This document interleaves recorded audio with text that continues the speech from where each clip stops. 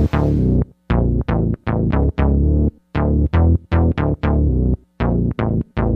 the longest time, I couldn't put a name to who I was. I didn't have an image of anybody else who was like me, and it was torturous.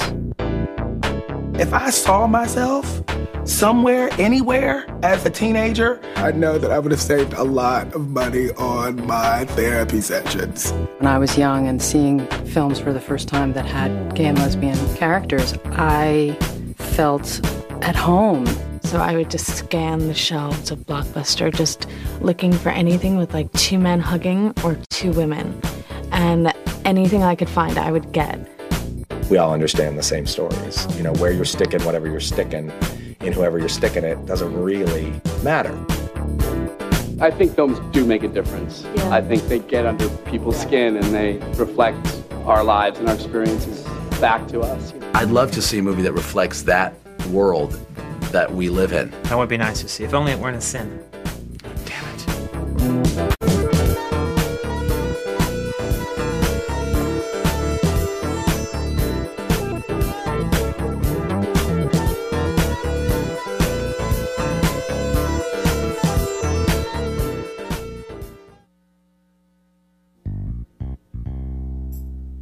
Many of us grew up during a period when there was a de facto mainstream media blackout on our lives. Stories about us were not allowed to be told, and literal queer representation was completely forbidden.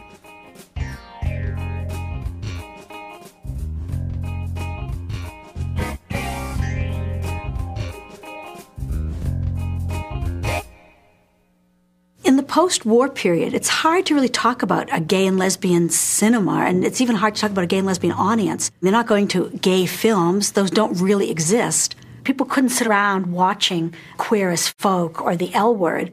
So instead what you have are, it's sort of a gender split. I think that the gay boys are sort of watching physique films and fantasizing about bodies and not wanting sand kicked in their face.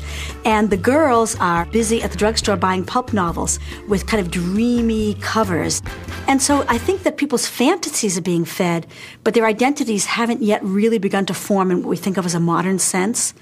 And maybe the place that you see some change starting to happen in Hollywood isn't out of the studios at all. It's in maybe the bedroom of this boy who's growing up in Hollywood, and his name's Kenneth Anger. And at the end of the 40s, he stays in his bedroom and fulfills his fantasies by making fireworks.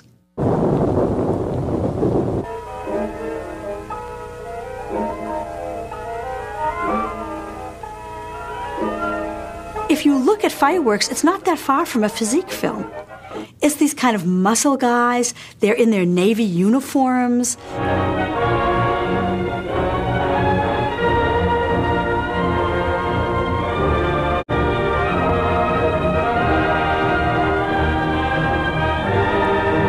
It becomes, in a way, the kind of to a whole American art cinema tradition. And it's almost a kind of bridge film for a gay sensibility.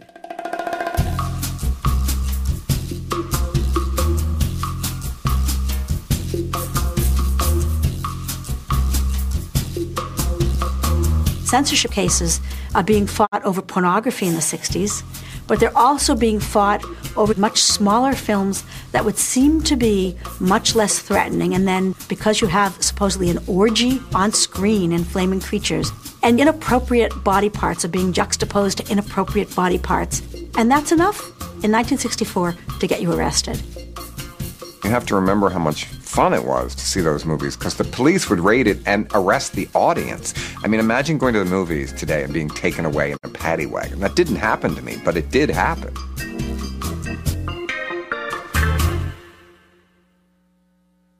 I remember sneaking with my best friend in his car and driving out to a remote area of Houston where I was from, where they were showing an Andy Warhol series. This was kind of an art house that was way in the north end of town, which nobody paid any attention to. I lived very far away, so I knew no one would have seen me go there. First kind of Warhol queer film was Blowjob. You know, it was just a close-up on a guy's face while he was getting a real blowjob. Not only is it art, but it's queer and it's erotic. That was really the beginning of a queer sensibility in a big way, in the public's imagination, you know, in a cultural way, was Warhol. Before Andy, gay men were kind of square in the movies. You had hip gay people that were on speed and listened to rock and roll and opera and took diet pills, and, you know, and that's the kind I like still. Especially during the years of the production code, European cinema is where Americans turned for sex. And fortunately, gay and lesbian sexiness was not an exception. A lot of films came over that challenged all kinds of things, including a kind of homophobic lens on life. The gay and lesbian filmmakers became especially important in that period before Stonewall, like Derek Jarman, like Pasolini, like Visconti, like Fassbinder. Somebody who becomes very important is Chantal Akerman, the Belgian-French filmmaker who's still making films now. Her first feature film was called Je tu il elle, and it was an avant-garde film of a love affair between two women, in bed and out of bed. It must be a 10-minute scene between these two women in black and white, pretty much static camera, wide camera, and these women, it's as if they're having oral sex, but it's almost like, totally like they're gymnasts.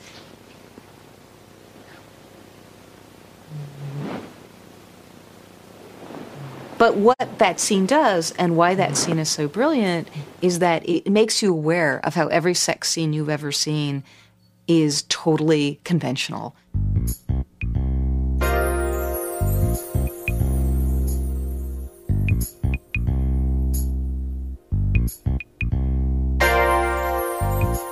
Stonewall and other movements of liberation in this country created the climate for stories that had long been forbidden to be told for the first time. What the Stonewall riots did do was galvanize gay and lesbian activists across the country into a new way of thinking. It was about visibility, it was about standing up. Of course, that impacted the kinds of work that people did in film as well who were gay and lesbian, and began the documenting of the movement.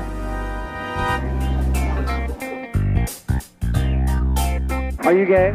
Yes, I am. Are you gay? Yes, ma'am. Are you gay? Yeah. Are you what gay? People begin to look to as the 70s go on is the whole sphere of independent documentary.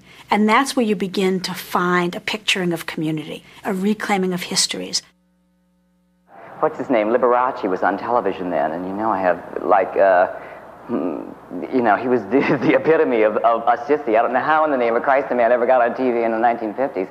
But, you know, he had that enormous smile on the whole trip, and I had an enormous smile, so they used, you know, and I laughed at everything, and I smiled and was nice to people, so my nickname became, like, Liberace.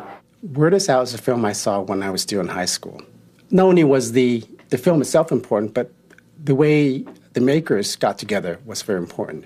They were a communal group. They had a purpose in making this film, and that was to show gay lives as gay lives.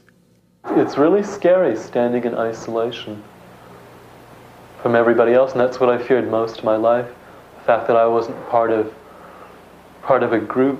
It not only showed gay people's lives telling their own stories, but had an Asian person, Danny, a bona fide Chinese American, talking about being gay.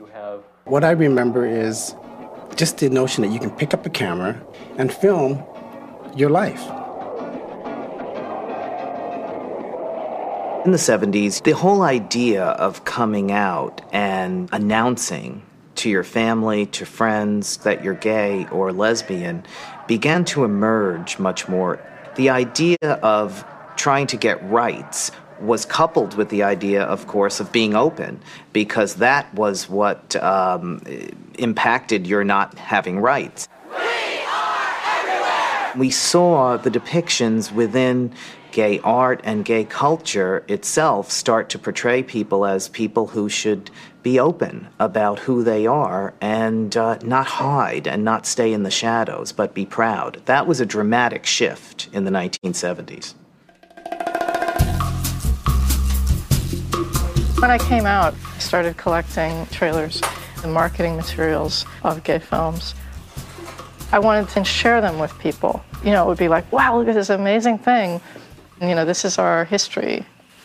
Boys in the Band, The Licorice Quartet, Therese and Isabel, one of my favorite movies. I pretty much have a poster or a press book from every gay movie released all the way up to the late 90s. Wow, that's a good one. This is an old exploitation movie. It's a kind of little subgenre. The cats, scratching and clawing at each other's sex secrets and finding physical tendencies they never knew they had. There were dozens of lesbian-themed exploitation movies made in the 60s and 70s, and they were made for straight male audiences. There's no question about that. To Ingrid, my love, Lisa. Ingrid said yes, Lisa said yes, and Nils didn't say no. They're so great. They're so explicit. You know, it is lesbian visibility. Not exactly what we had in mind, but... The Bull Dyke will now do her work.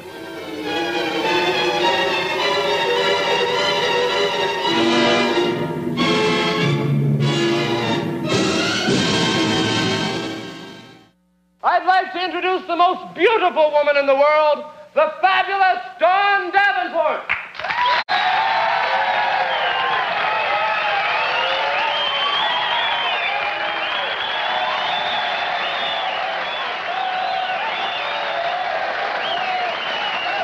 What is so gay about John Waters movies? What is so gay about drag queens eating shit?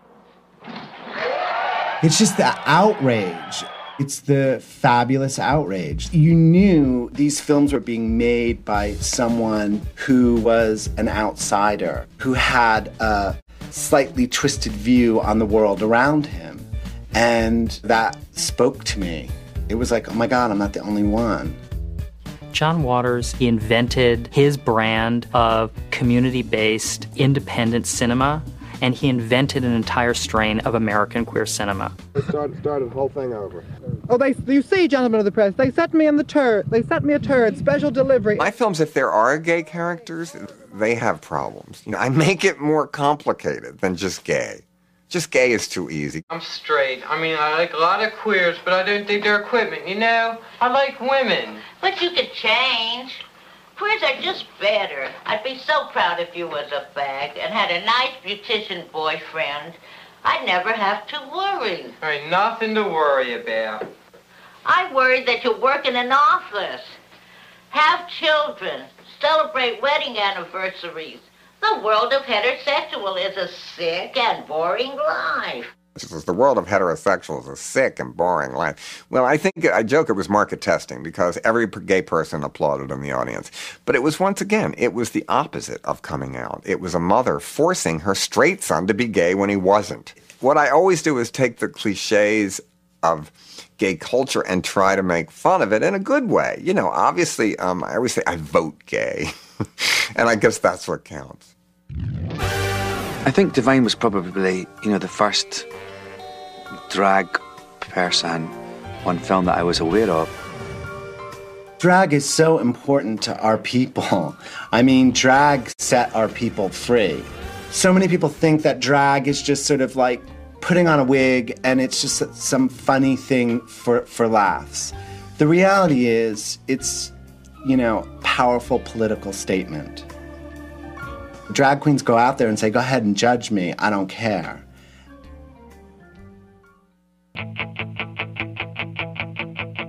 Rocky Horror's pivotal. It was such an important film.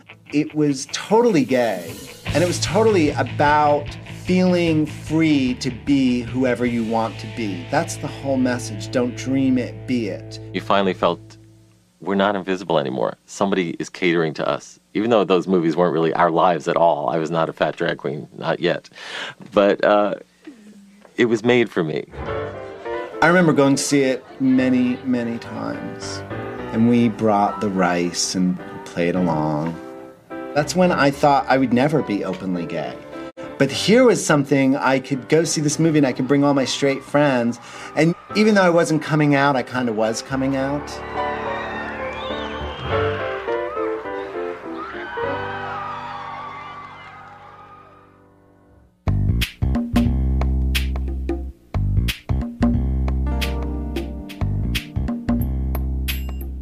The only thing you have in common when you're gay is you grow up not telling the truth right away. So you're aware of artifice, you're aware of acting, and you're aware of things that are exaggerated.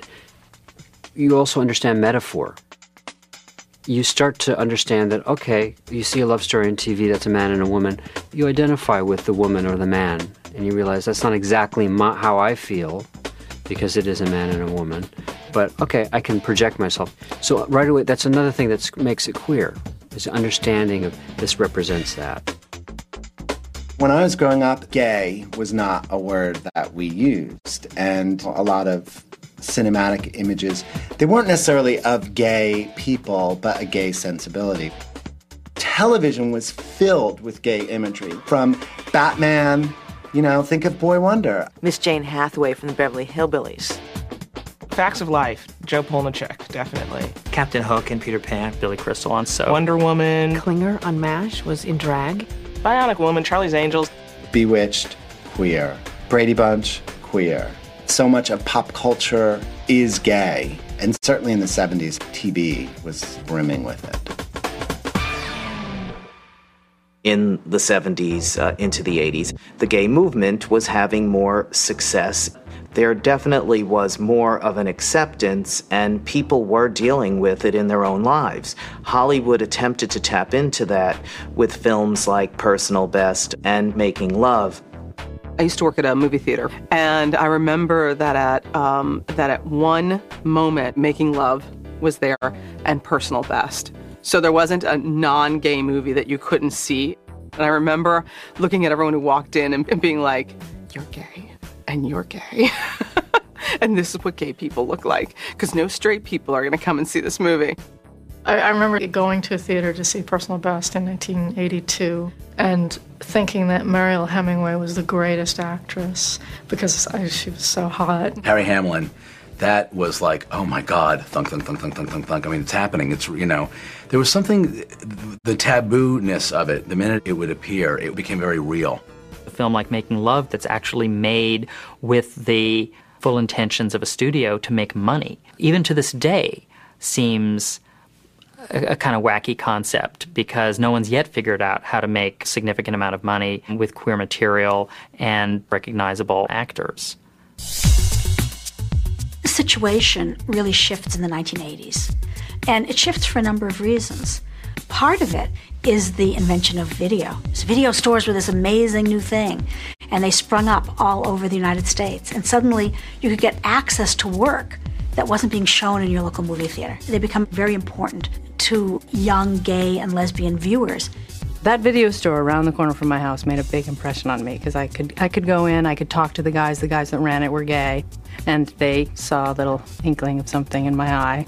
And they would push me towards some different films. And my parents would go away for the weekend so I could rent whatever I want while they were out. I remember the video box for Desert Hearts. That was very evocative to me. But I didn't know gay. I hadn't figured out that was something you were. I was just like, I really want to rent that video, but I have to in secret. There's a hunger to see these images. There's a hunger to kind of broaden the boundaries of the community and to begin to claim a place more publicly. I think it's a moment, a decade, when people are no longer happy with being a subculture. As a result, gay and lesbian filmmakers begin to train. It's the rise of the independent feature movement. They're all exploring new film languages, all exploring new characters, and part of that newness is for the first time etching onto the screen these new, modern, gay and lesbian characters who are living their lives, falling in love, pining after somebody, getting in trouble. Working in the store Sunday all day. Can I help you? I want to drink this Mexican boy Johnny Alonzo from L.A. near Riverside. He makes my heart throb, bum-ba-dee-bum-bum-bum-bum-bum, when I see him. Walt Curtis is kind of Portland's version of Allen Ginsberg. He's a kind of gay lager poet from Oregon City, and he had written this little book called Malanoche, which was about his obsession with where he worked. There were some local migrant workers, and he developed this attraction to this one guy, and sort of went on this mission to sort of seduce him or get to know him, which he did. He got to know him, but the seduction never happened. It was always this failed attempt. I'll give you $15 if I can sleep with Johnny. $15. See? Para mí and Johnny. Is okay? Bien? Okay, dame. $15. I wish I had more. I wish I had 100. Ándale, ponle dinero. 15 pesos. I love you. That was probably one of the first films I saw after coming out, where I started to think that, there could be real gay characters in cinema. Who fucks whom? Mala noche. Every street Mexican on 6th will think he can stick it in me while they're wrong, but they never were too smart to begin with or they wouldn't be here. He's an anti-hero. Maybe more somebody like you might find in a Fassbinder film. His cultural observations are somewhat rednecky and not politically correct. So I've been presented with questions about that the whole time. What's the deal? Like, you're gay, why aren't you making positive films? People call in, like you'll be on a talk show, and they'll say, like, I don't want to see this. Like, why can't we have, like, our version of, Wizard of Oz? Where the hell is that? Get to work. It just felt like another piece of the puzzle that was missing. I'm all for the more extreme the characters, because I think that they play as much of a role in helping people understand that, gays and lesbians are people too. And they come in all shapes and sizes. Desert Hearts came onto a landscape where there had been no lesbian narrative portrayals. And Desert Hearts was a landmark. It was the first lesbian-made narrative film to get wide release. I watched that rain scene where she's, roll down the window, roll it down, and she sticks her head in, and oh my God, I know every frame of that scene. Roll it all the way down.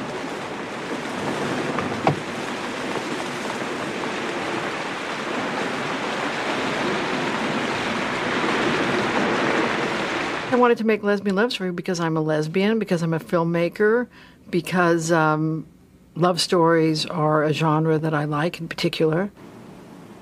I don't know if I've ever felt this way before.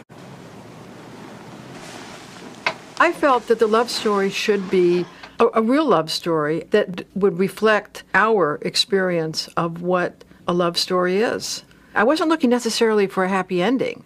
I was looking for reality and authenticity. That sex scene's intense. It's so intimate, and I think that's one of the most beautiful sex scenes, certainly lesbian sex scenes, ever.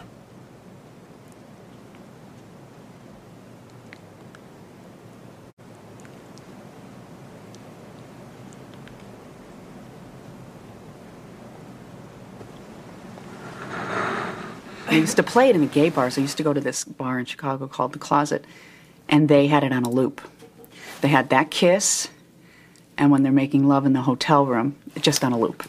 And we just sit there getting drunk and watching those images because they were the only two we had. It was a really big deal for Helen Shaver and Patrice Charbonneau to do that movie.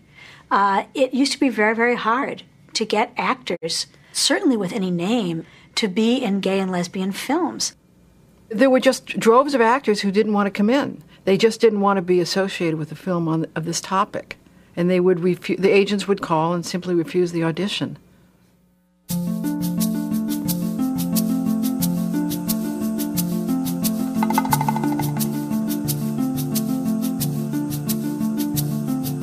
Well, AIDS affected me because half my friends died. Really, half my friends died. And it was so shocking that you couldn't believe what was going on at the time. If people start dying around you, it forces you to deal with it.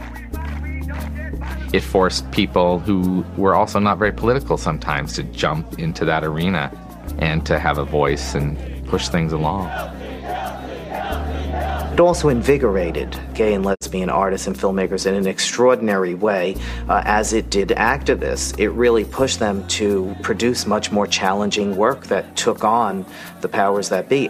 Our lives were at stake, and I think artists responded to that in a really dramatic way. Hey, you can have my TVs, all right? Stop. It's your video? It's my will. Put it away. Just showing you where it is. What bullshit. You know France is working On this new drug that we should get by the year 2000. Maybe we should go to France. Okay. Parting Glances is a really important film, almost a kind of Rosetta Stone film, not just because Bill Sherwood was so ahead of his time and making a dramatic film with a central character who's living with AIDS, but also because it's the last film that Bill Sherwood made because he died of AIDS. Sometimes I feel so guilty. It's not your fault. It's nobody's fault. No, it's not that. It's that sometimes when I'm over there, all I can think of is I'm so glad I don't have it. It was unsentimental and yet heartbreaking at the same time. It captured real people. He didn't try to look at characters in a Hollywood movie and then just make them be gay like some sort of screenwriting Mad Lib. He actually, took the stories that were happening around him in his life. I explained why I'm leaving, goddammit. I told you I'll be back. You're leaving because you don't want to be around when Nick dies. You don't want to deal with me going through that. You'll come wafting back when it's all over. You're wrong. You better stay away, man, or you're going to come back to a fucking maniac.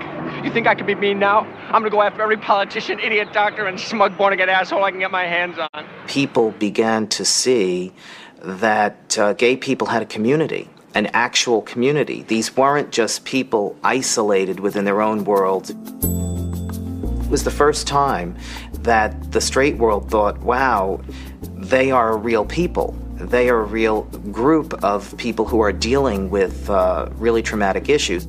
In the early 90s, I feel that there was kind of an extra turbo engine behind the queer filmmaking that's beginning to go on. And that's what happens when you're in a historic moment. Every time you tell your own story, you're telling the story of a whole community. You're telling the story of a whole generation. And at the same time, everyone is coming of age within this huge indie scene that's just exploding. They're not just meeting at the gay film festivals, because finally, after all of these years, everyone's got a place at the table.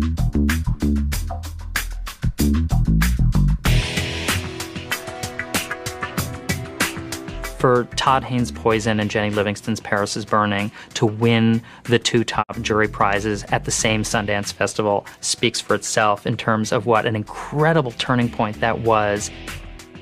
Up until that moment, queer media making was on a different track from the burgeoning movement of American independent film.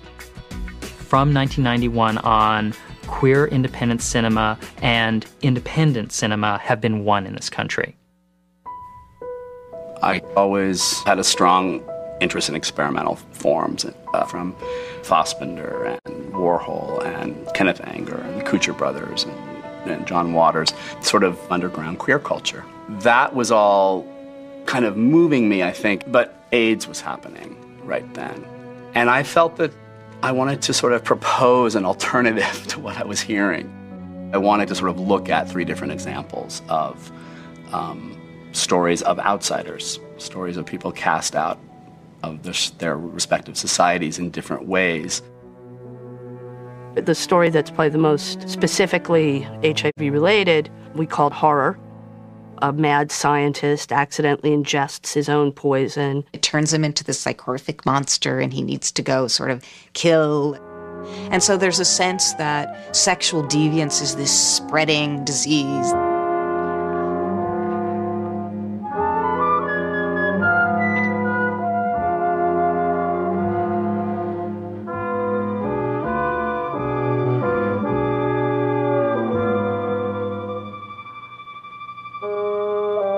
I just remember going, this is unlike anything I've ever seen before as a gay person.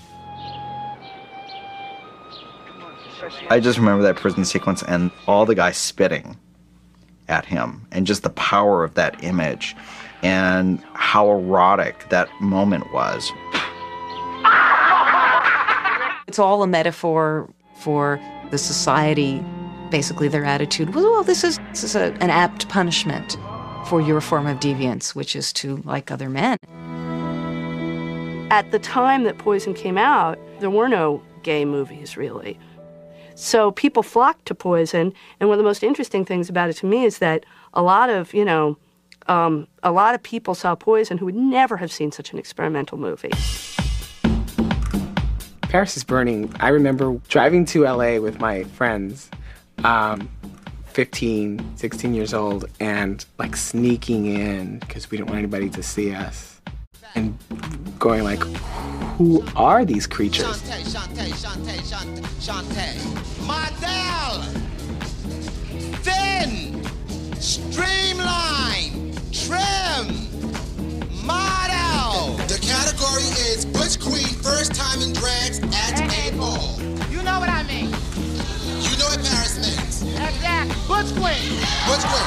Butch Queen. Butch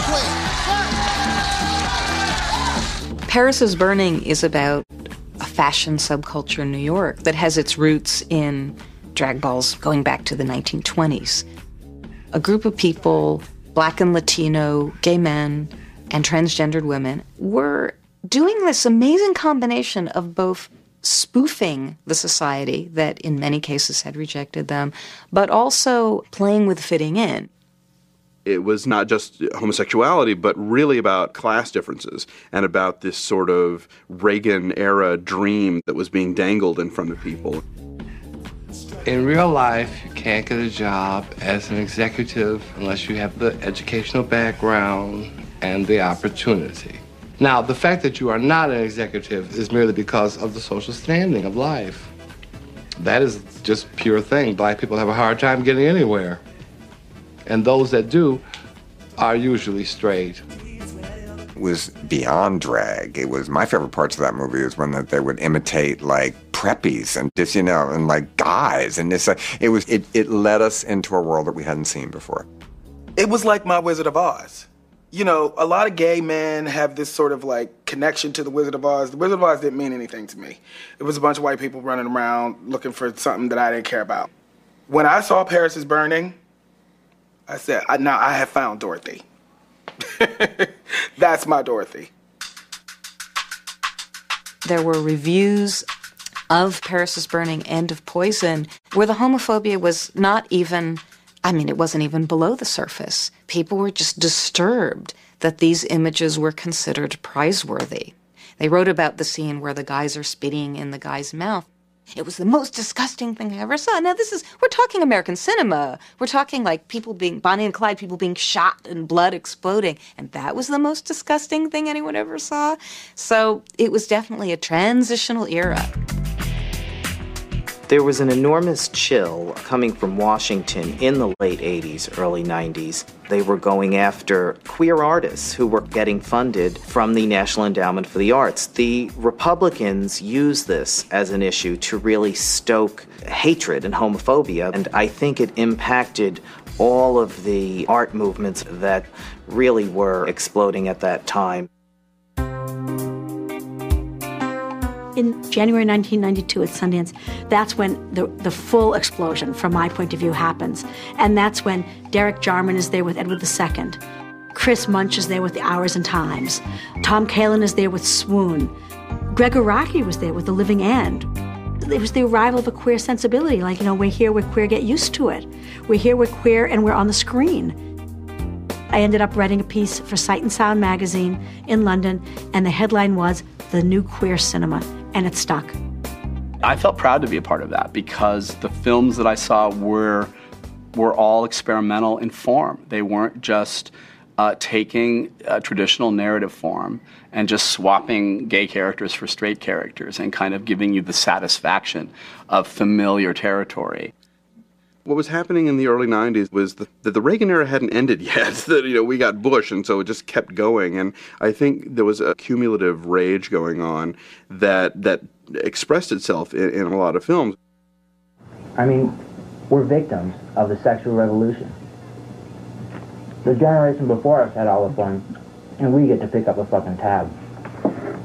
Anybody who got fucked before safe sex is fucked. Living End had like a angriness about AIDS, and it had a really militant way. It wasn't whiny about AIDS, and I always have trouble with whiny people in any minority that are complaining and we can't get ahead because we're gay. We'll kick their ass then if you can't get ahead. What do you say we go to Washington and blow Bush's brains out? We really wanted to make a movie that addressed what was going on in the world with AIDS, and we wanted to make a road picture. I think The Living End really encapsulates that certain period in time. Get your fucking hands off me! Ow. Oh, fuck. You really want to go back to your I'm HIV positive and everything's normal hunky-dory life? Well, go fucking right ahead. Just don't forget to have sex in a plastic bag and don't plan anything too far in the future. It's almost a kind of heavy metal filmmaking. It's a chance to just throw out your arms and kind of bust your fist through the wall. And it's signing on to an outlaw tradition. It's signing on to a kind of Bonnie and Clyde, gun-crazy kind of tradition in American cinema. I remember one person at the living end was like really upset because, you know, you have gays with guns, that just isn't right, we're not like that. And it's like, do you understand the time we're in? Do you understand how angry we are right now? That this is our way of getting back? We felt at that time, quite honestly, it's making me sound very old, but I think we really felt like we could change the world. It was a really hopeful time. We really did think that we did change things, and we did.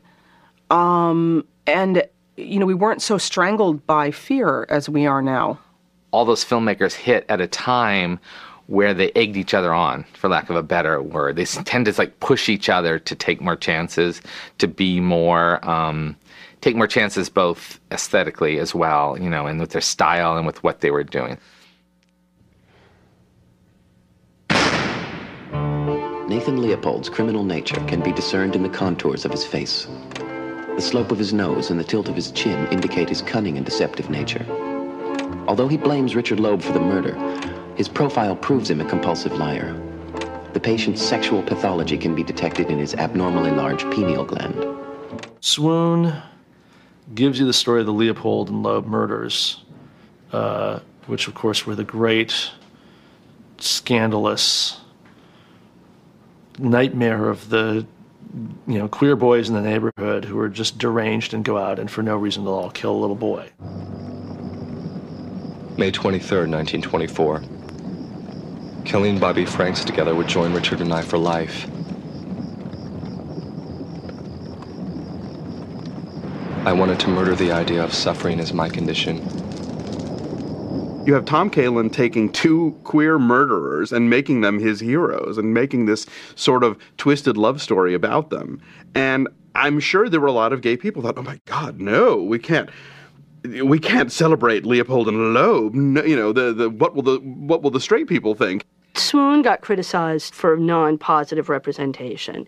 And there was this sense that we had to show the world that we were as good as straight people. And it was almost like this urgency push that any gay character had to be good. In the new queer cinema, I think that's what engaged me so much, was that here we had a chance to make really edgy films and a dialogue with the audience to really provoke them into having a discussion.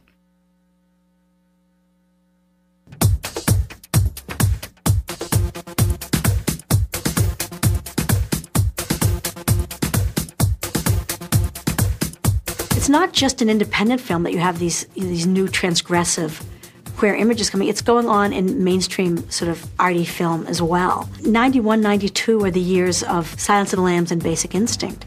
GLAAD was busy organizing resistance to both of them. Hollywood, you sick! The point about Basic Instinct that bugged me was that gay villains are fine as long as there are some gay heroes and some gay something. But if there is this drought of queer characters in movies and then suddenly, you know, bisexual serial killer, no, not so good. Hollywood has a way of falling back on its old cliches because they're comfortable and it works for them. So they like to just keep purveying the same old horse shit. And unless people start saying, we're not going to take this anymore, things never advance. The girl you're going to meet doesn't look like anyone you know. And when you meet her, your toes might tingle or you might suppress a yawn. It's hard to say. Don't box yourself in. Don't leave yourself wide open. Don't think about it every second, but just don't let yourself forget. The girl is out there. The most exciting thing for me was Go Fish. And I remember I was jumping up and down. And I was like, I can't believe it. I can't believe it. It's so great. Young, urban, cool, talking about girls. And they just looked more like me. Go Fish was for lesbians. For us, it was like, by, for, and about. We always said it, by, for, and about. This is, yeah, go get your own movie. This is ours. That's what made it a success, I think. Wait a minute. So you slept with me. You slept with her. You slept with her and her. No, not me. The real objective of the film was no coming out stories. I mean, because we were all past that. We were more about breaking up with the girl that you came out with and going out with someone else. It was so freaky because it was so intimate. It was like they were telling like secrets that you didn't like, nobody knew. It was just like out there with the fingernail clippers and the whole thing. I remember that. I was kind of embarrassed actually when I watched that movie, even though I was like so excited. And I was just like, I just want to see them kiss. I just want to see them make out. It's like, I just want to see two girls make out. I was like 15-year-old like frat boy, you know, I'm like, I just want to see some lesbian action, man. 'Cause I'd never seen it before, and that's what I wanted to do. It's like I wanted to kiss another girl, I wanted to be with another girl, I wanted to hold hands with another girl, and like, I was like, if I can't get any myself, I might as well just watch it on film. The sort of not so secret, dirty secret of the new queer cinema was that it was mostly white boys, white gay guys who were doing it and who could kind of cash in. And after a few years, women as well. Maria Magenti makes The Incredible True Adventures of Two Girls in Love. Alex Sichel makes All Over Me. Cheryl Dunye makes Watermelon Woman. How could you, Irene? You know how hard it was to find these films? Always like sisters. It's like one of the few race films that she ever starred in. Really? The Watermelon Woman was the first and remains the only African-American lesbian feature to be theatrically released. Now that we know that we're attracted to each other, what do we do? Don't you think we should kiss? The sex scene in The Watermelon Woman was controversial because it was partially funded by the NEA, and there was some senator just sort of latched onto it as, you know, lesbian interracial porn is being made with this, and, you know, how can you call this art?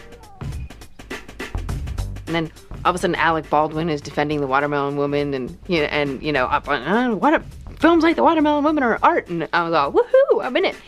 I guess that was the scandal, although, you know, to me it was pretty tame.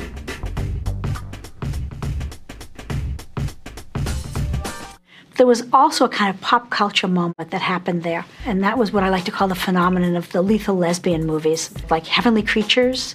I mean, Bound is one of them, and they all featured pairs of women who teamed up to kill. These films are generally not being made by gay or lesbian filmmakers. They're being made by more mainstream directors usually men. And yet they're being received by a queer audience with great delight. Hold the elevator. Thanks. Oh, Bound is totally hot. I love Bound. Bound. Okay, I don't know how many movies I've said are my favorite today, but Bound is my favorite. And I know that contradicts every objection I've had to straight chicks playing lesbian chicks. But I feel it's okay in Bound because they're brunettes. And I feel that if you're going to have a straight chick playing a lesbian, at least she should be a brunette like Jennifer Tilly, Gina Gershon, or Jennifer Beals. Come on, gay or straight, you see Gina Gershon and Jennifer Tilly getting it on in some like black, like pleather, leather, like bustier thing with like her baby doll voice, and like Gina Gershon's like, you know, just like tank top, and she's just, that's fucking sexy. You can't believe what you see, but you can believe what you feel.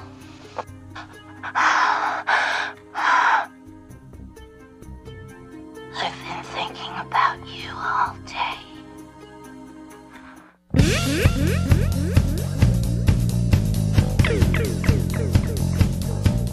I think that sex on the screen means something very different for gay and lesbian audiences than it does for straight audiences, because we've never been allowed to see it. If bodies that we can't imagine being together are together, if women are rolling around in bed, if men are doing something more in the locker room than just simply taking a shower, all of these groundbreaking scenes of explicit sexuality, or even nascent sexuality, have a meaning and a power that go beyond similar scenes for heterosexuals. It has to be there for audiences because for so long we were told, oh no, they weren't really gay because you have no proof that they ever did that. And so I think there's a sense in which it's like, show me the money.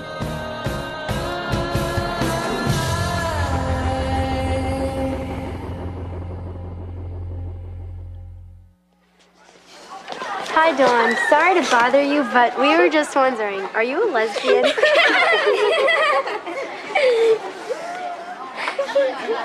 Well, are you? No. I always knew I liked girls. I always did. Always, always, always did. It wasn't like some big, like, oh, God revelation. But then when we were doing Welcome to the Dollhouse, and in the beginning of the film, when the girl comes up and she's like, Dawn, are you a lesbian? And I'm like, no. You know, and then they're like, lesbo, lesbo, lesbo. And I didn't know what lesbian meant. And then I found out what lesbian meant, and I was like, I am a lesbian. Like, wow, I'm a lesbian. Now I can put a label on it, you know, like now I can be like, yes, I'm a lesbian, I'm a lesbian, I'm a lesbian. Lesbo, lesbo, lesbo. It took me 49 years to come out of the closet, so I've got the right to come here today and say to all lesbian and gay actors in Hollywood and on Broadway, do yourselves a favor, join us, come out of the closet now.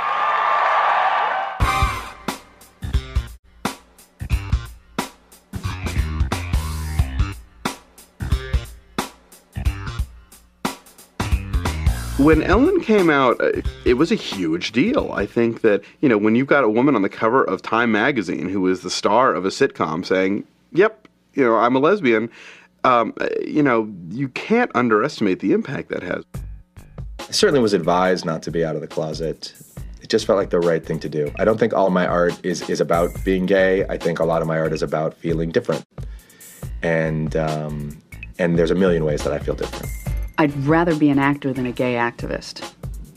And if I had to choose between the two, I would choose acting. Now, I don't play ingenues. I'm not hired because, you know, they want the audience to want to have sex with me. The best thing that can happen to any leading man actor is that half the world thinks you're gay and half the world thinks you're straight. Ideal. And then you've got everyone who's imagining you naked when you're in the movies. No one's ever told me, like, oh, you didn't get this part because you're gay. But that may have hurt me in the past. I pass for being straight so often that I get asked out a lot by men. And I, you know, come out to them and say, no, you know, no, but let's be friends. And surprise, surprise, they're not really interested in being my friends. There were all these people who were telling me that you couldn't start your career as a young actor in Hollywood, a person of color, and be out and still work. And I just remember thinking, I'm going to prove that theory wrong. You don't get famous saying you're gay. If you're an actor, it's not how you get famous. And that might be really different now. But the problem for those of us who said it 10 years ago is, whatever, we blew our wad. You know what I mean? It's not like we can pretend to be straight and then be like, okay, I'm gay now that I'm famous, you know. As the 90s progress, the new queer cinema begins to sort of mature and mutate. Todd Haynes goes on to make Velvet Goldmine. Lisa Cholodenko makes High Art. Don Roos with The Opposite of Sex. Greg Araki makes Totally Fucked Up, The Doom Generation. New queer cinema, if you want to be cynical about the term, one way to do so, and maybe it's not cynical, but just a reality, is that it was a discovery of a market. People began to invest in these films and put them into more reliable forms of narrative. It becomes more bankable. Romantic comedy becomes the kind of coveted category. This is what's going to cross over. I was very conscious of the transition into lighter things because we had lived for more than a decade in death. I think the romantic comedies were all about reintroducing the idea of hope into an entire culture of people. So, cigarette? What do you do? This? Of course.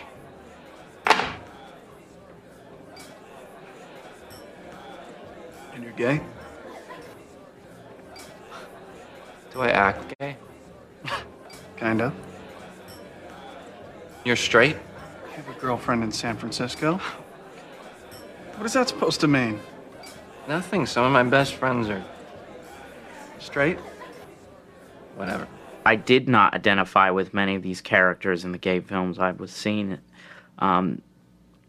because so many of them were so heavy. And I just wanted to perhaps reaffirm myself through the film, and in doing so, I guess it sort of came across as a breath of fresh air. Lots of other people were doing that at the same time. These were like our practice films, like trying to figure out how do we as a queer culture make this kind of movie that like people go to see Julia Roberts in. Lenny Kravitz? He makes me wet. The artist formerly known as Prince. Oh, do you remember the Inside album jacket to 1999? That photo with Prince laying in the bed, ass up, buck naked. I hadn't even hit puberty yet, but I was absolutely obsessed with that photo. I think that's when I first realized I was gay. I made Punks because there had been a string of gay films that kind of focused on white gay men, and they all seemed to be about, white gay men going off and vacationing in a house somewhere. And so I sat down and wrote Punks. It was surprisingly easy because I think there had been no films that attempted to explore that subject matter.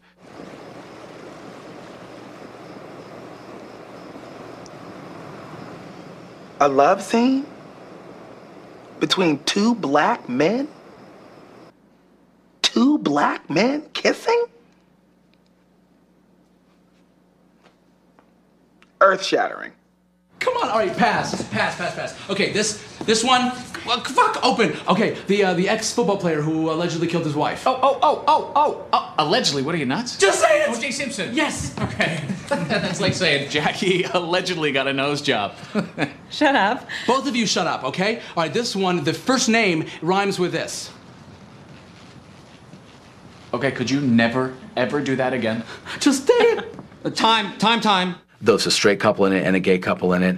I think I honestly felt like I wasn't making a gay film. I was going to finally make an indie romantic comedy that everyone was going to come out and see. Let me in. I'm not going to hurt you. I'm your friend. What is wrong? I'm fine, okay? I don't think so. It's this guy. I knew it. He has this reputation for being sort of easy. Mm-hmm. Not with me. With me, it's hard. Or not hard. Maybe that's the problem. Okay. We cut it together, and we're lucky enough to get Lionsgate to distribute it. Lionsgate that had also made a whole slew of their own movies, and they knew their formula, and they had their formula about how to release them, and this is a gay film. And I was like, well, wait, it's not just a gay film. I mean, I was always fighting the label. It's not a gay film. It's not a gay film. By the way, it was a gay film. This was the first gay-themed film at the Man's Chinese, and it's pretty enormous. The first wave of the studio specialty divisions were considered kind of fail-safe propositions. You make them inexpensively, you market them to very specific audiences, you don't spend a lot of money, you got the video, DVD coming out, it's good business. It turned out that the marketing costs and the ability to secure screens and competitively hold them were starting to get a little tricky at that time. It was like almost a false sense of we're past all the struggle and we've made it so we don't have to worry anymore. And then I think what we just saw kind of almost a crash after that. Within the world of independent movie making, DVD distribution has become a huge opportunity, and now increasingly theatrical releases of films are loss leaders for the home video market. Which, it makes me a little sad because we're sort of skipping the communal experience of going to these movies where you're in a room with your brothers and sisters watching a piece of your own experience reflected back at you, within that context. Gay festivals played a huge role in community building. They didn't just become the new bars, but they actually became the bars for people that don't go to bars. It was coming together around culture. San Francisco is the oldest and largest lesbian and gay film festival. It's been around for 29 years. 1977 was the first festival. New York, San Francisco, and LA have been around the longest. But some of the festivals, like the Chicago Festival, is over 20 years old, and London and Berlin and every big city in the world seems to have a gay film festival. There are more gay and lesbian film festivals than any other kind of film festival, and the reason for that is, of course, the resonance that this work has within our communities and within ourselves. You can't make cinema in a vacuum, and it's really so gratifying that the films have meant something to people and really sort of lasted all these years. There's not a lot of translation you have to do to get the films. Go into a gay film festival, and those are your stories up there. When we sit there in the dark, we're seeing more than a story, more than a plot, more than a happy ending. We're really seeing scripts for our own lives, scripts for our own fantasies and dreams and nightmares. If you look at a core audience that would go to gay and lesbian film, I think that documentaries started proving that right away with Paris is Burning and showing that there is a crossover, that there's an interest, that documentaries are always different because you're talking about truth in its pure form. Documentaries have always played a really important role in the political movement of this community, from the times of Harvey Milk to Southern Comfort. The opportunities that documentary filmmakers create for the rest of us to understand pieces of queer experience in a way that isn't metaphoric, that is literal to the struggle of queer people to be seen and to be liberated and to be understood within the community, first of all, and then in the mainstream, can't be overstated. That's her son. And he's gay. Yeah. Is that a whole nother story? Yeah. Yeah, sure is. What I try to do is not to speak to the gay community exclusively with my films. What's really important for me is to be able to speak to those who don't understand us. And so when I set out to do a film about religious right communities and their efforts to curtail gay equal rights, I said, well, I'm going to seek out fundamentalists and see if I can communicate with them. The concern that I have about some homosexuality, as with a lot of addictions, is that there's a community out there that encourages it. Yes. If any one of them try to drop out of it, there's a whole bunch of people who want to pull them back in. That's how you move. You really bring a movement along. You get people to see both sides little by little, because just sitting and screaming at each other from across the country is just get you nowhere. He's very good too. He gets into their lives. He gets people to trust him too. That's his real strength as a filmmaker. He gets them. Here's this man walking in as a gay man to do a movie, and he gets them on board. The Bible is and says that homosexuality is a sin, and it's wrong, and it is not, it's a destructive behavior. It will not bring happiness. It says that very clearly. Many gay audience members said, well, why are you giving these people time? Why are you treating them like human beings? Why are you showing them as three-dimensional people that have needs and have motivation? Because they're our enemies. Why are you doing that? And my response was, I believe that we really need to understand them in order to try to tackle the problem. Whether it's something like what Arthur does or Barbara Hammer does, they're all out there making work that's certainly not, garnering them any kind of commercial acclaim. They're out there making movies that address issues.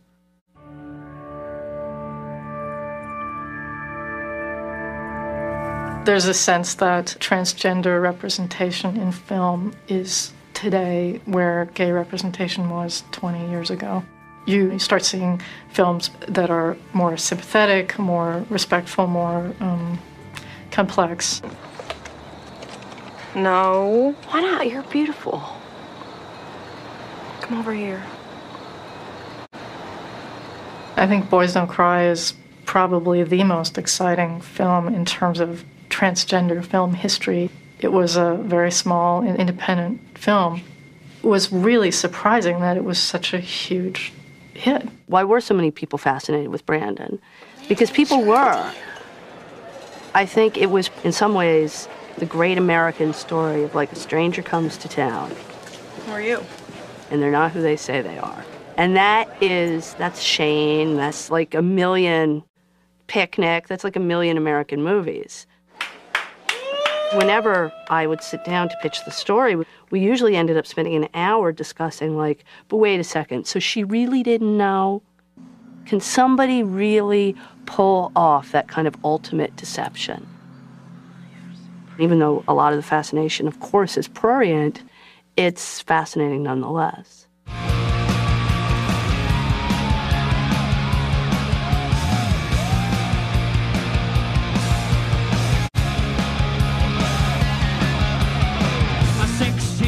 Operation got botched. My guardian angel fell asleep on the watch. Now all I've got is a Barbie doll tracks. I've got an angry inch. 6 inches forward, 5 inches back. Hedwig used to be a he named Hansel and a gay, femme boy in East Berlin. He meets an American GI who marries him, forces him to get a sex change, takes him across the wall and dumps him. Suddenly, from East German fag boy to Western, half tranny, fucked up in a trailer park. Hedwig is a completely politically incorrect tranny character. Do you like the pelt? I want you to be honest, because some bitch stopped me on the way in. What poor unfortunate creature had to die for you to wear that? My Aunt Trudy, I replied, just walked away. Walked away, ladies and gentlemen. She's lovable. She's also somewhat repulsive. We feel for her in her lust and her love, but we also, she's not very attractive, darling. And the whole idea of a botched operation, it's not a pretty transgendered image. I put a lot of things that I care about into her, seeking love, figuring out wholeness, understanding your place as a freak, as an outsider. I think queer cinema is about understanding your outsider status and how it can contribute to the whole, to the community.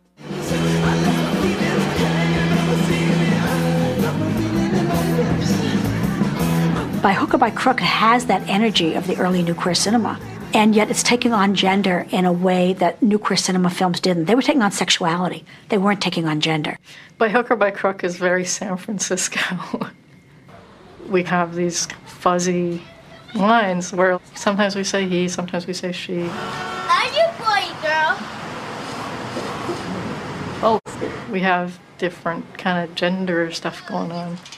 It involves 3 women who may well be men, but we're never really quite sure. Okay, now I want you to scare him. Immobilize him, okay? Scary. Scary. Mean. Mean. Stay right there, bitch! I'll rip your arms off and shove them down your throat! Oh, it's good. When you have the cast of a film who are just so dead on butch, it's exciting. It's not the everyday thing, and it's not, it's definitely not Some Like It Hot. That's a great movie, but we're in very different territory now. I think that this generation is revolting against the new queer cinema and revolting against what they see as the gender limitations and political limitations of, the past decade or so.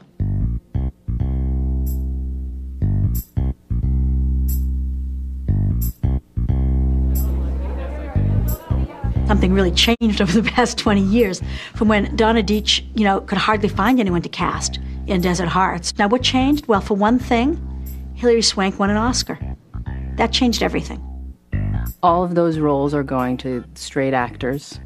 And I think they're going to straight actors because it's easier for the audience to deal with, say, Hilary Swank or Charlize Theron to You know, it's easier for them to look at those characters and say, wow, that actor's so brave to do that. I mean, it's acting, for God's sake. You know, it's not like the Nobel Peace Prize. It's like, what? So what? A gay person has to play a gay. In some ways, isn't it like more of an act if it's a straight person playing a gay person? I think they should give an award for a gay person that'll play a gay person now, because that's brave. But because all straight actors want to play gay, because it's Oscar time. Oh, for the craft, I will kiss a man. But, you know, I like the idea of gay men. They're afraid to play gay parts because then they get typecast. As in the 2000s start, you find new queer cinema sort of fragmenting into different niches and different styles. Sometimes it's the established filmmakers going off and making a film that has a queer subject, but not only a queer subject. People who have a real body of work, whether it's Gus Van Sant or, you know, Todd Haynes or John Waters or Gregor Rocky, to a certain extent, Rose Trochet, Lisa Cholodenko. They've made a series of films that are not all necessarily queer films. They're making many, many different kinds of films. Don Roos is one of the most important figures within contemporary American gay film because he has a role both within mainstream Hollywood and within the independent gay and lesbian film movement. I did, I guess, from the beginning want to see people like me on screen. So when I would do rewrites of scripts, if there was there's usually Sandra Bullock's best friend or Meg Ryan's best friend, and I would always make those people gay. So I always wanted to show that there was a world where gay people live. Your dad's home. Oh, shit, it's early. You totally owe me, dude. He does not think you're a Mo anymore. Hey, I am not gay. Hello? You hello? He's like every guy I had a crush on in high school. He's like sensitive and kind of cute and not very sporty. And so he was sort of like the version of myself I wanted to be. So not specifically a kind of a coming out story, but nevertheless, that's what he ends up doing. What's going on? He knows you're just after his money. And I told him what you had over me, and he doesn't care that I'm gay. I care. Of course I care. It's not good news. And I think we gay kids grow up thinking, oh my God, this sexuality is such a burden and a question. But it's really, you know, shared by every human being. It's inevitable that all the shades of gay and lesbianism will shine through because there's just so much media and because everything is being exposed. Everything.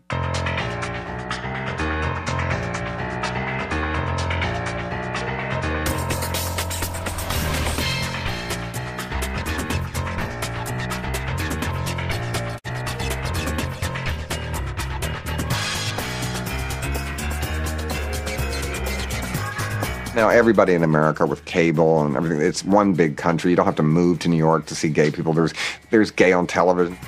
I love the guys on Queer Eye, but sometimes it makes me feel like, oh, we're like the maids. Now we're like, you know, queer maids, you know, because all we do is we help the straight people. I would certainly like to see a show where heterosexuals give us pedicures.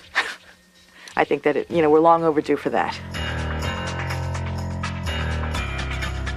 It's all good for the gays.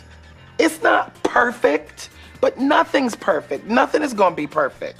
I know my mother sees gay people on TV now all the time. And my Pentecostal mother has changed her mind.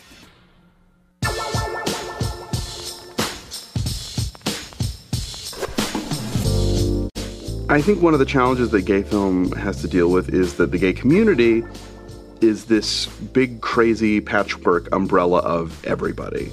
There are gay Muslims, and there are gay Navy SEALs, and there are gay people with mullets, and there are gay people who read Cat Fancy, and we're all kind of there together. And so I think what's tricky for filmmakers to do, and what they so often are able to accomplish, is to look at the two circles. I am queer, and I am, I'm black, or I'm Indian, or I'm in a wheelchair, or I am Chinese American. And it's that point of intersection where things get really interesting and where it's a story that brings two different subcultures together, whether or not they always mesh so well, that's where the drama comes from. 你有没有男朋友啊？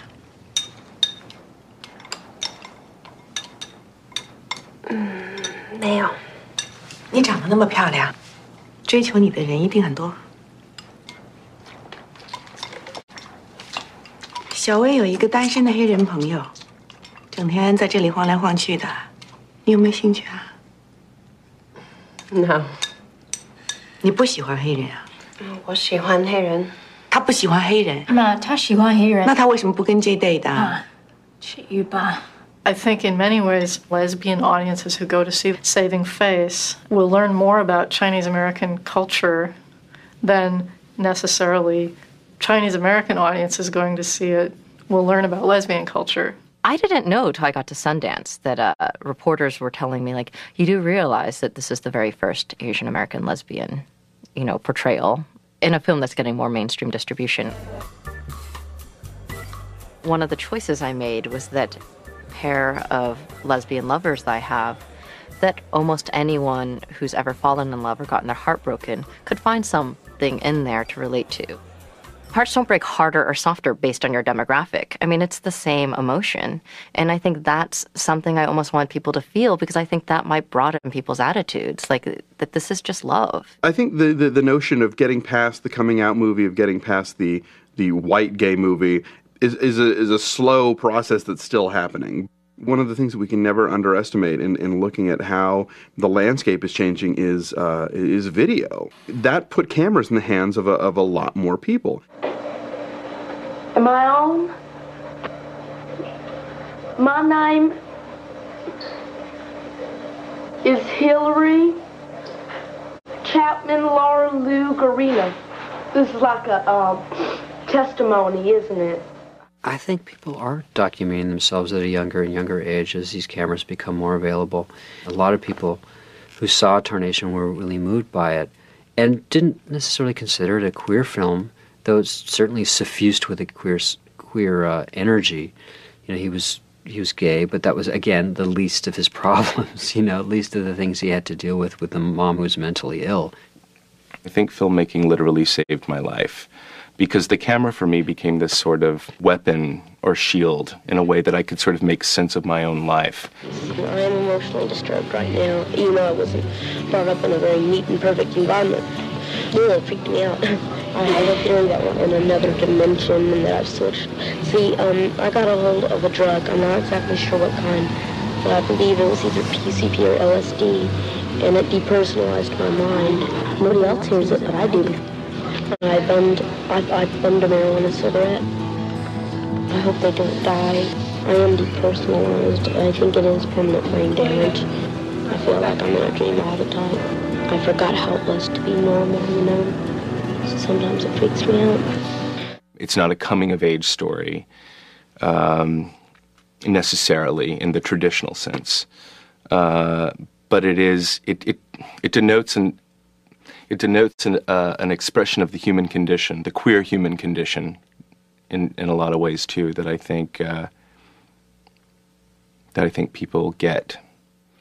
I very much hope that Tarnation marks the beginning of a new queer cinema. That would be a wonderful thing. It would be wonderful if there would be a space for people out there in the world who have video cameras, ideas, home editing systems, to come together and tell a story and then somehow get it out there in the world. Perhaps the terrain that got defined by new queer cinema has been kind of deepened and matured to such a point that the audiences can bring the queerness to the theater, straight actors can put on that mantle, and a profoundly mainstream heterosexual director like Ang Lee can make something that just speaks from the heart to the heart. The movie is about two ranch hands in Wyoming. They spent a summer of '63 up in the mountain, Brokeback Mountain, herding sheep, and then fall in love. And this is a story following the 20 years of their lives. To me, it's one of the greatest American love story that was never told. What if you and me had a little ranch somewhere, a little cow and calf operation? Be a sweet life. I mean, hell, Lorraine's old man, you better give me a down payment to get lost. I mean, he more or less already said it. No, I told you it ain't gonna be that way.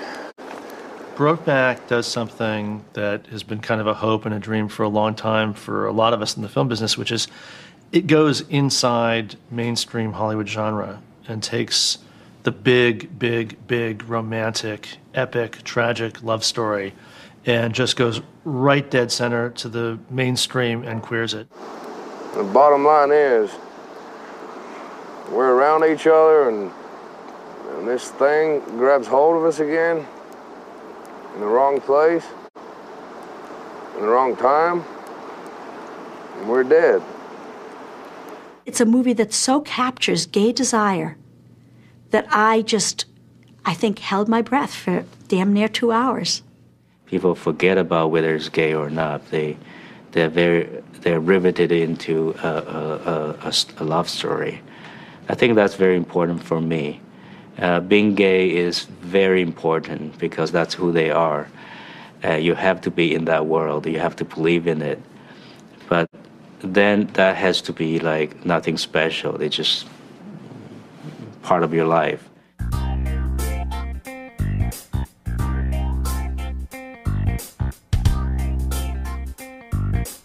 I think it's hard to see the new shape of a queer generation right now. Certainly lots of kids are coming out of film school, and that's new, and lots of queer kids are coming out of film school. So I'm very hopeful that they're going to really kick ass and make new kinds of films that I haven't seen yet.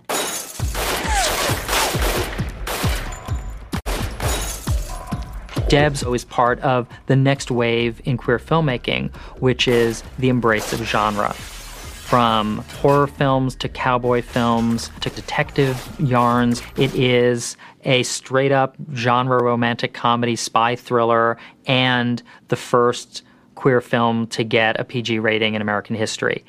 I really didn't want it to be this didactic movie about being gay, but it was a coming out story. Like, that's what, a coming out story in spy clothing. I thought, what if one of the Debs falls in love with the villain, and what if the villain's a girl?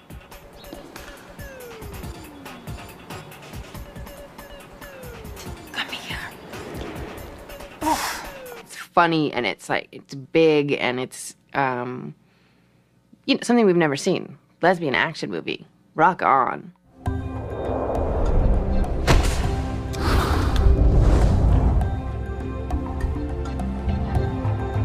You've got to stop meeting like this. I'm so sorry. I didn't even know what I was doing. What will make me tremendously happy is if, some girl in Kentucky finds this on the shelf at the video store and walks past it 3 times the way I walked past Desert Hearts, and then finally gets up the courage to rent it or Netflix it or something, and then they memorize all the lines and watch it over and over. So that's my hope. For me, 20 years ago, it was really important to see some of those groundbreaking independent films because I felt like I wasn't alone.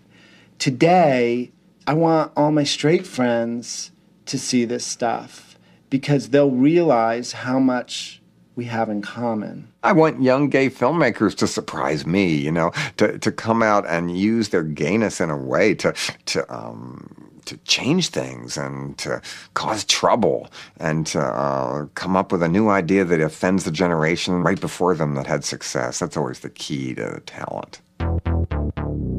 I'd like to see gay couples where neither of them are particularly attractive. One of them's perhaps overweight. That they're not all got shaved chests and look lovely and one of them's, in PR. Do you know what I mean? I've always wanted the lesbian James Bond. I'd like to see more stories about Butch Dykes. I would like a really good gay musical. I know that's really faggy to say, but I would. I'd like to see the gay Republicans and see what makes them tick. I would love to see more stories about queers of color, more stories about queers who aren't wealthy. The big story that I want to tell is the story of the AIDS crisis and its effect on my generation. If I never see another 17-year-old gay white boy coming out, it'll be too soon. I want to see all kinds of movies about people living lives that I led, lives that I didn't lead, lives that I saw but have never seen on screen, and lives that I have never imagined that I want to discover on screen. No reason to shut down shop now. There's lots of movies still to be made.